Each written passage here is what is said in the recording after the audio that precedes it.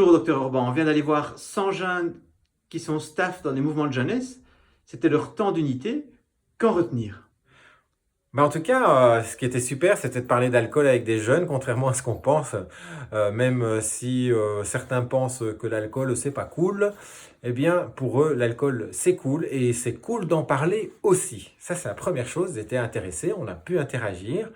Alors, il y a des choses qui les ont frappés, c'est la méconnaissance, de leur côté, des conséquences de la consommation d'alcool, à moyen terme et à long terme. Je donne deux exemples.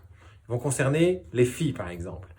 La première conséquence à court terme, c'est on peut avoir des relations sexuelles non désirées parce qu'on a trop consommé, qu'on est un peu bourré, on pense qu'on a le consentement du garçon, de la fille, mais un consentement obtenu sous l'emprise de l'alcool, c'est pas un consentement et donc il s'agit d'un viol en fait. Première conséquence un peu trash.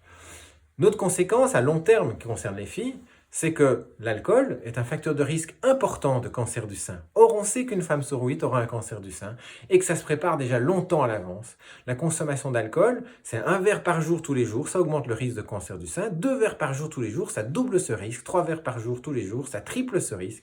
Eh bien, ils ne savaient pas. Et ça leur a parlé.